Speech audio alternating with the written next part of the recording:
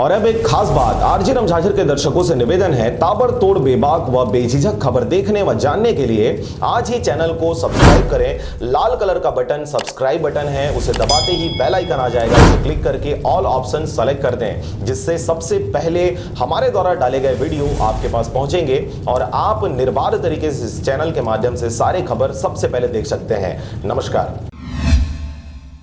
नमस्कार, स्वागत है आपका आरजे रमझाझर में और मैं हूं रीना चतुर्वेदी। मुख्यमंत्री भूपेश बघेल की अध्यक्षता में आज उनके राजधानी रायपुर निवास कार्यालय में मंत्री परिषद की बैठक आयोजित हुई।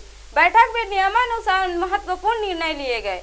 देखिए यह रिपोर्ट। गोधन न्याय योजना राज्य की महत्वाकांक्षी कार्यक्रम। नरवा, गरुवा, घुरुवा और पाड़ी के स्वीकृत गौठानों को रोजगार उन्मुख बनाने हेतु गोधन न्याय योजना का अनुमोदन किया गया है। प्रदेश में हरेली पर्व से इस योजना की शुरुआत होगी। प्रदेश में अब तक 5300 गौठान स्वीकृत किए जा चुके हैं, जिसमें से ग्रामीण क्षेत्रों में 2408 और शहरी क्षेत्रों में 377 गौठान बन चुके हैं, जहां से इस योजना की शुरुआत की जाएगी। प्रदेश में स्थापित गौठान में गोवंशी और भैंसवंशी पशुपालक से गौठान समितियों के माध्यम से गोबर क्रय कर उससे वर्मी कंपोस्ट एवं अन्य उत्पाद तैयार किया जाएगा।